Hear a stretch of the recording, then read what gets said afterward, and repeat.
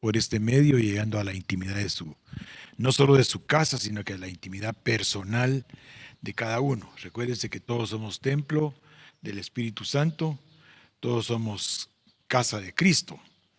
Y dice la palabra que si los mandamientos nosotros los tomamos en cuenta, el Padre se va a manifestar a nosotros y van a ser morada el Padre y Cristo en nosotros, y todo por la inspiración del Espíritu Santo, por el conocimiento de la palabra. Oramos para que la palabra en esta tarde pueda ser de beneficio espiritual para cada uno. Recuerde que todos cometemos errores, todos estamos continuamente haciendo lo que no le agrada a Dios. La rebelión, el orgullo, las vanidades ilusorias de la vida y tanta situación que nos mantiene a nosotros como cerrados para Dios. En la mente natural estamos con Dios, pero en la mente espiritual, que es la mente de Cristo, no siempre estamos con Él, porque siempre que tenemos alguna manifestación de la carne, tenemos bloqueado en nosotros la posibilidad de que el Espíritu Santo de Dios fluya a través de nuestras vidas. El propósito de proclamar la palabra, el propósito es ir metanoeo, o sea, ir cambiando nuestra forma de pensar e incorporar la forma de pensar de Dios a nuestras vidas. De esa manera la palabra va a ser la obra para la cual ha sido enviada. Oremos. Padre, en el nombre de Cristo Jesús, te pedimos perdón, Dios eterno y todopoderoso, sabiendo, Padre, que toda buena dádiva, todo don perfecto procede todo de ti, Señor. En esta tarde yo te pido, Señor amado, que nos perdones por palabras, pensamientos y actitudes que tenemos de negarnos, Señor, a recibir tu palabra. Yo, Señor, creo y entiendo que no importa de dónde venga la palabra, siempre y cuando, Señor, el Espíritu Santo esté activo en nosotros para vivificarla. Por eso perdónanos en el nombre de Cristo Jesús, y que tu Espíritu Santo, Señor, abra en nosotros la posibilidad de que la palabra nos dé vida espiritual.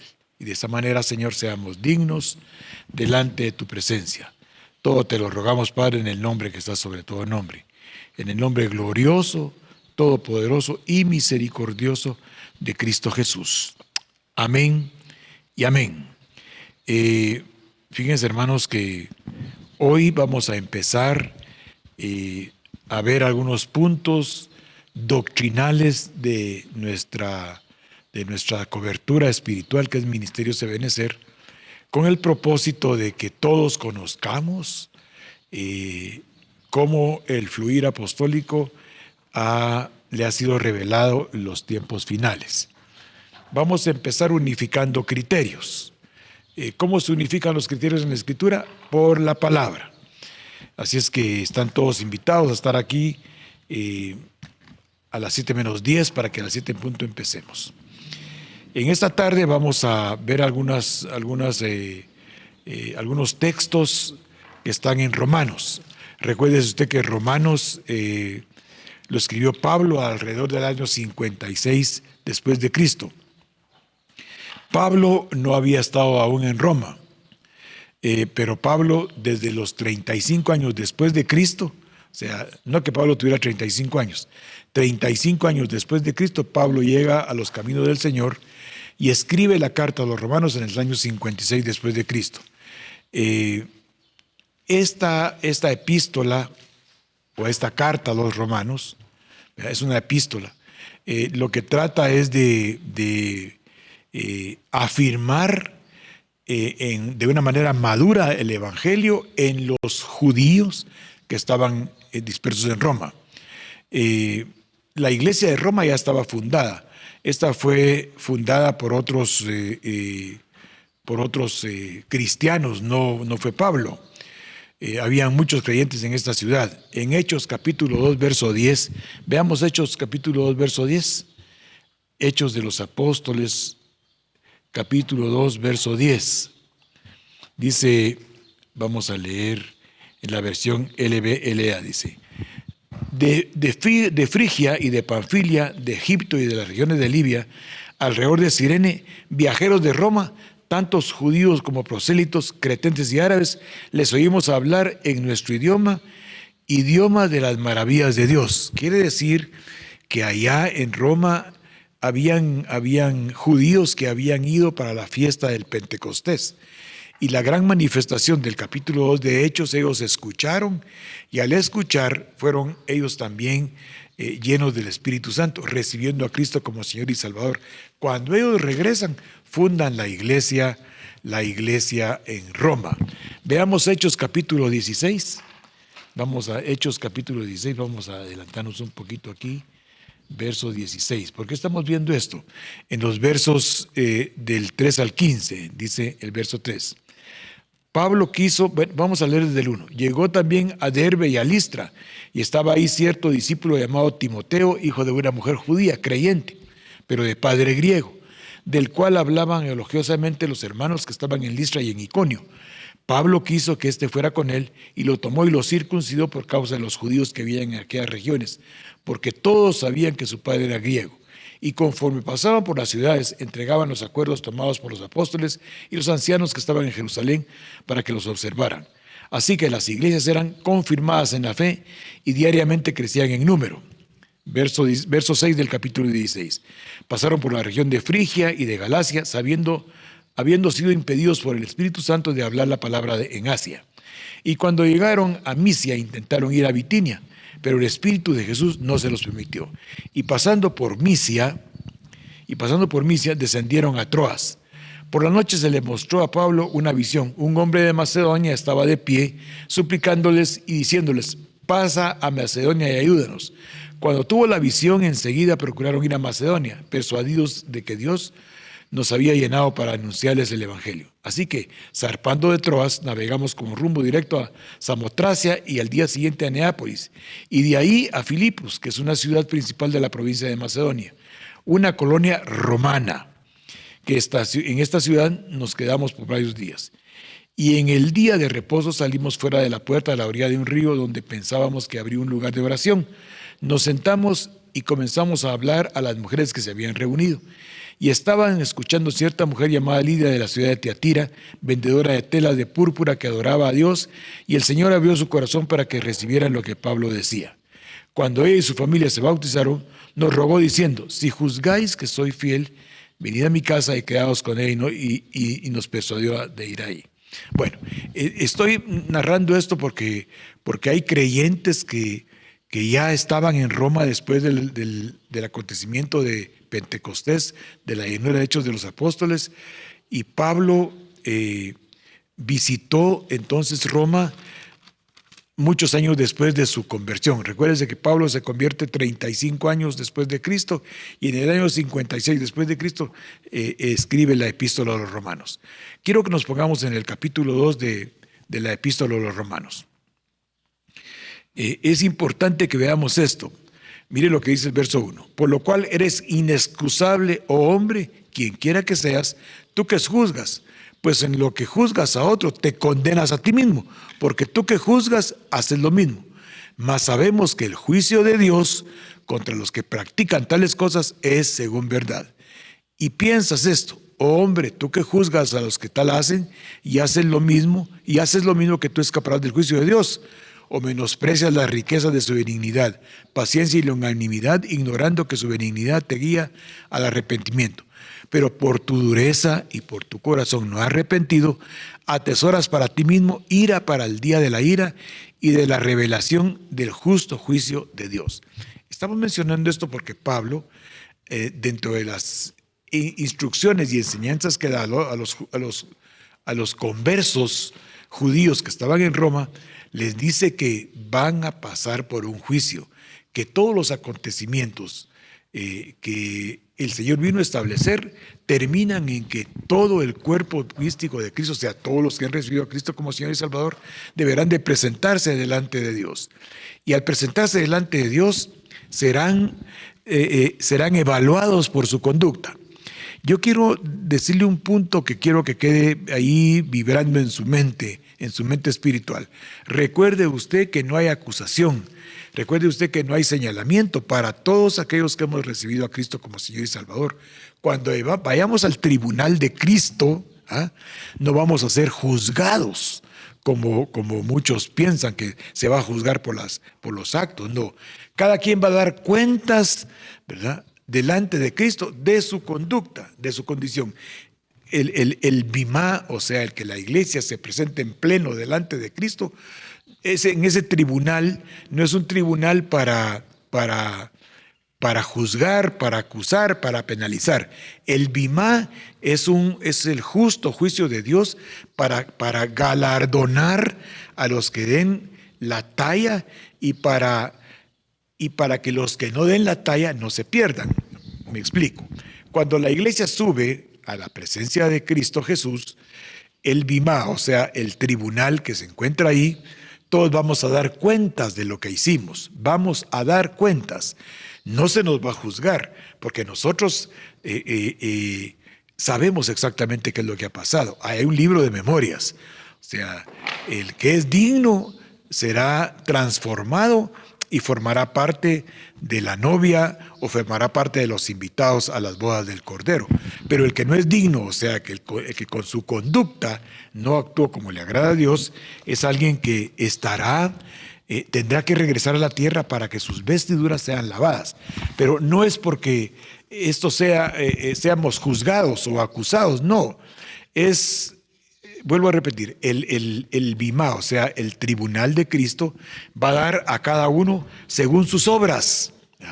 A cada uno según sus obras. Y el galardón inmediato que van a recibir los que tengan la calificación de dignos, estos van a pasar a la presencia de Dios siendo transformados. Los que no regresan a la tierra para terminar de limpiar su vida, o sea, su alma, o sea, para terminar de convertirse al pensamiento de Dios, van a regresar a la tierra para lavar sus vestiduras en la sangre de Cordero. Unos morirán y otros no. Pero ahora, ¿quiénes son los dignos? Es la pregunta. Porque aquí dice, por lo cual eres inexcusable, oh hombre, quien quiera que tú seas. Todos los seres humanos que hemos recibido a Cristo nos hemos expuesto a la instrucción, nos hemos expuesto a la enseñanza. Y nosotros en la iglesia Monte Gerizim vimos algunos aspectos importantes. Por ejemplo, vimos que la paz y la santidad permiten que el hombre vea a Dios, o sea, que experimente a Dios. Vemos que los misericordiosos, los de limpio corazón, los pacificadores, los mansos y los humildes son los que han alcanzado un nivel que los hacen ver y tener una experiencia con Dios. Miremos en Mateo capítulo 5 para regresar un tanto a esto y vamos a ver lo que dice ahí. Dice que los humildes, los mansos y humildes, ellos heredan la tierra. Fíjese que estamos hablando de cuál es el grado de consagración, de cuál es el grado de santidad. Cuando hablamos de santidad estamos hablando que las personas que han recibido a Cristo como Señor y Salvador dejan que la palabra funcione y actúe en ellos. Recuerda que la palabra es Cristo mismo. Recuerda que el Espíritu Santo es el que le vivifica la palabra. Cuando alguien es manso y humilde, está honrando a Dios. Le está dándole espacio al Espíritu Santo y haciendo efectivo el sacrificio de Cristo. Vuelvo a repetirlo.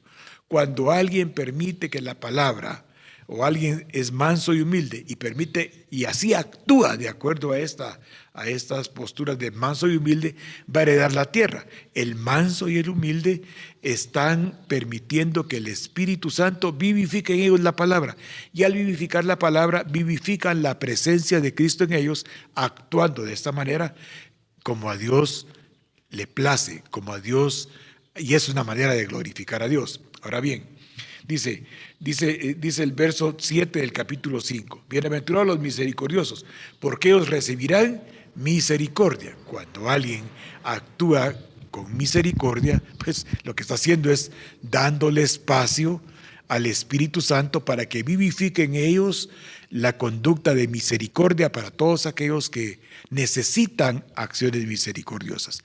No estamos mencionando Santiago 2:13, Pero el ejercicio de la misericordia, mire pues, el ejercicio de la misericordia, o sea, el ejercicio de las acciones a la luz de la Escritura, eso es la misericordia.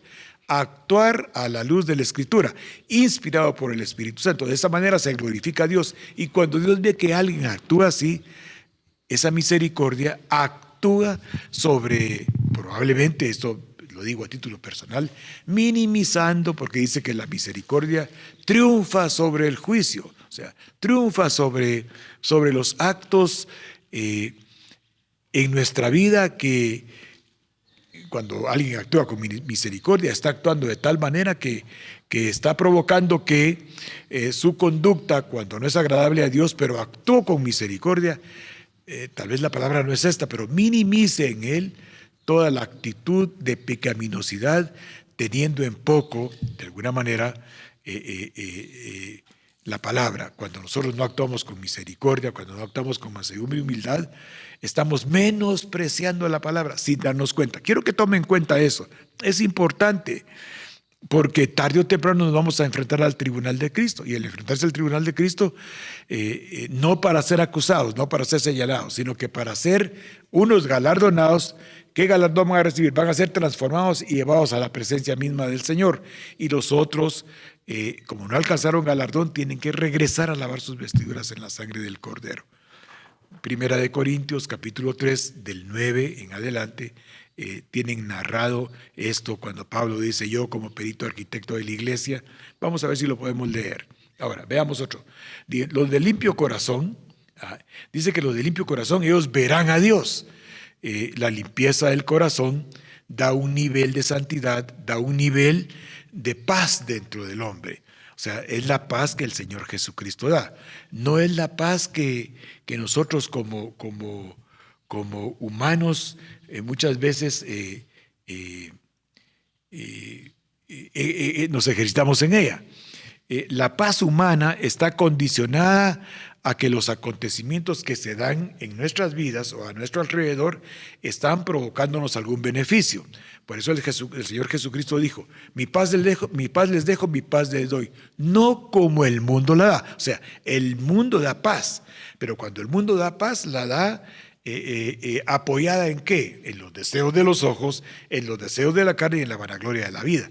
La paz que el mundo ofrece es una paz que yo la tengo aquí porque todas las circunstancias que me rodean me están provocando a mí una estabilidad perecedera. Una estabilidad, por ejemplo, en mi estado de salud, una estabilidad en mis estados financieros, una estabilidad en tener acceso o tener la posibilidad de obtener lo que quiero en el campo de lo material. Pero siempre hay por ahí algo que está mal. Cuando la prosperidad no viene de Dios, tarde o temprano se agrega tristeza a esa prosperidad. Entonces, fíjense, hermanos, que hay 394 veces mencionada la palabra paz. Y cuando en el Antiguo Pacto se menciona la palabra paz, quiero mostrarle algo interesante. Cuando en el Antiguo Pacto se muestra la palabra paz, dice: tú vendrás a tus padres en paz. La palabra paz es la palabra shalom. Y esta palabra shalom quiere decir vivir feliz, estar seguro, quiere decir bienestar, quiere decir prosperidad, y también quiere decir concertar con los semejantes un estado de estabilidad. ¿Por qué mencionamos esto? Porque cuando vemos la palabra paz en el nuevo pacto, va a ver usted cómo es diferente el concepto. Permítame solo que vamos a buscar el texto aquí.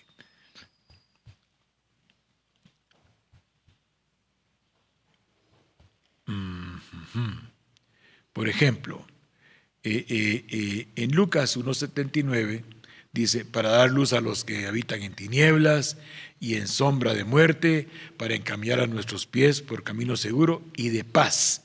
Ahí la palabra paz es la palabra eirene. Dicen que es un verbo eiro. Implica prosperidad, implica también estabilidad en la relación de orden humano. O sea que la palabra paz, cuando es en el orden humano, mi paz les dejo, mi paz les doy, no como el mundo yo la doy. La paz que el Señor Jesucristo ofrece va en línea vertical. En línea vertical, y los beneficiados son en la línea horizontal. ¿Por qué mencionamos esto?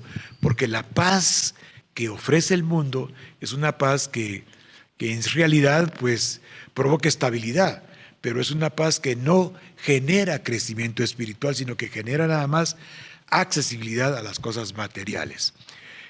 Los de limpio corazón, regresemos al capítulo 5 de Mateo. Vamos a ver el verso 7, porque está bienaventurados los misericordiosos, porque ellos alcanzan misericordia. Dice, bienaventurados los de limpio corazón, el verso 8. Bienaventurados los de limpio corazón, porque ellos verán a Dios. Aquí los consagrados van a tener la experiencia de ver a Dios. O sea, cuando sean levantada la iglesia en pleno y los que sean transformados en un abrir y cerrar de ojos, van a ver a Dios. Ellos van a tener la experiencia de poder ver a Dios, porque la limpieza del corazón está provocando interiormente una estabilidad de orden espiritual. Mire pues, quiero que veamos a los otros, porque dice, vimos el verso 9, bienaventurados los pacificadores, porque ellos serán llamados hijos de Dios. O sea, el que genera paz es llamado hijo de Dios. Mire pues, va a ver a Dios y califica como hijo. Recuerde que hay varios estadios, ¿verdad? Está el estadio de los oyentes, de los creyentes, de los discípulos, de los amigos, de los siervos, y el último estadio es el estadio de los hijos de Dios. O sea, todos los hijos de Dios tienen un corazón limpio en su actuar, en su conducta, porque están siendo no solo instruidos por la palabra, sino le dan espacio a la palabra. Ahora, los no consagrados, entonces quedamos en esto. Los consagrados, paz y santidad.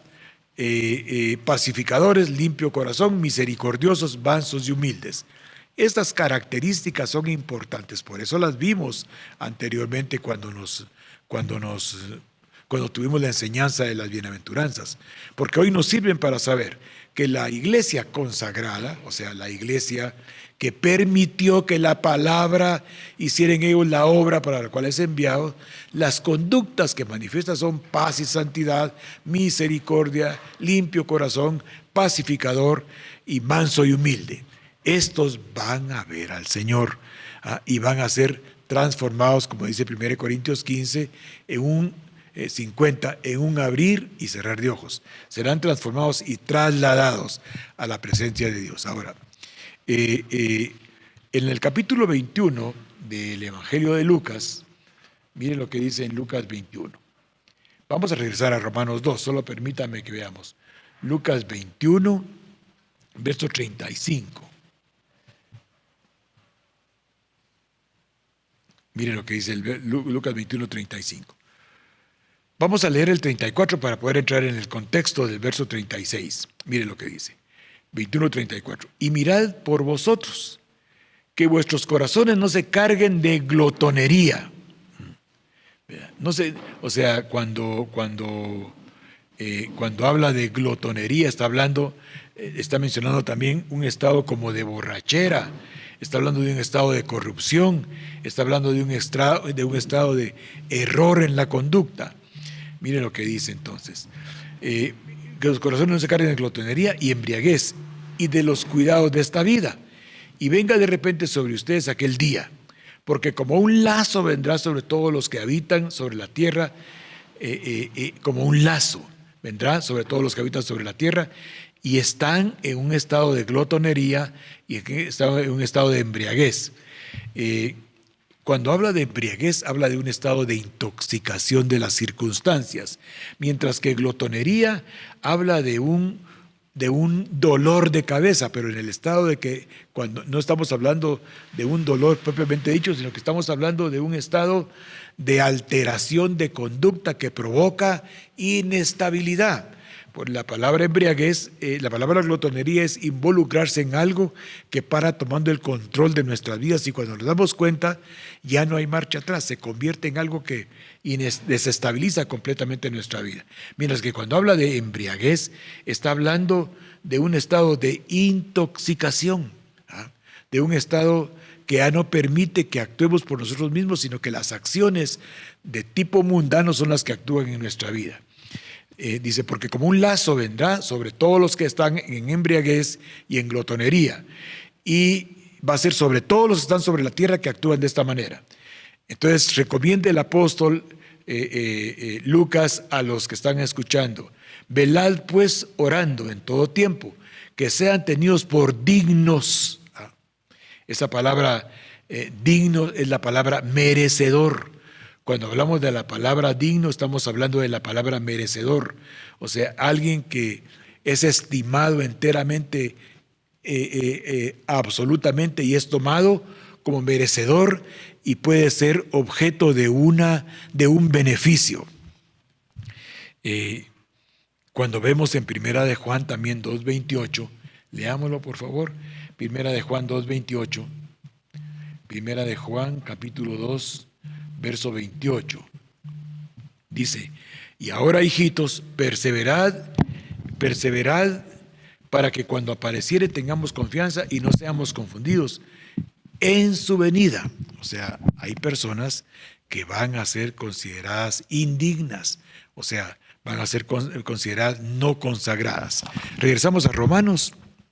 Mire pues, dice el verso 5: pero por la dureza y por el corazón no arrepentido, se atesora para uno mismo ira para el día de la ira y de la revelación del justo juicio de Dios. Dice el verso 6: el cual pagará a cada uno conforme a sus obras. Vida eterna a los que perseverando en bien hacen justicia, gloria y honra y han alcanzado inmortalidad. Dice: tribulación y angustia sobre todo ser humano que hace lo malo, el judío primeramente y también el griego. Pero gloria y honra y paz a todo el que hace lo bueno, al judío primeramente y también al griego. Porque Dios no hace acepción de personas. Porque todos los que están sin ley han pecado sin ley, también perecerán, y todos los que bajo la ley han pecado por la ley serán juzgados. Porque no son los oidores de la ley los justos ante Dios. Y ahí terminamos. Porque no son los oidores de la ley los justos ante Dios, sino los hacedores de la ley los que serán justificados. Así es que, hermanos, igualmente cuando un gentil que no tiene ley, pero por naturaleza propia de su conciencia, esta es su ley la que lo va a juzgar a sí mismo. Estos sí serán juzgados, mientras que la iglesia como cuerpo místico, el objeto de llegar a un tribunal es que ahí serán transformados los que han alcanzado paz y santidad, misericordia, los que han alcanzado mansedumbre y humildad, los que son pacificadores y los que tienen limpio corazón. Estos serán transformados y entonces los que no regresarán a la tierra porque han sido encontrados indignos con una conducta a todas luces porque bloquearon el efecto espiritual que la palabra hace para hacer a los hombres por la palabra a la semejanza de Cristo Jesús. Bien, hermanos, que el Señor en su misericordia los bendiga en la mente espiritual y los haga entender que tenemos que perseverar en la verdad y dejar que el Espíritu Santo vivifique la palabra en nosotros para que de esta manera glorifiquemos al Padre y seamos hallados dignos delante de Dios. Que Dios le guarde, que visite su vida personal, que visite su vida espiritual y tanto su casa personal como su casa habitacional, el Espíritu Santo corra el velo y les revele la importancia de la palabra para poder caminar como a Dios le agrada. Amén. Amén.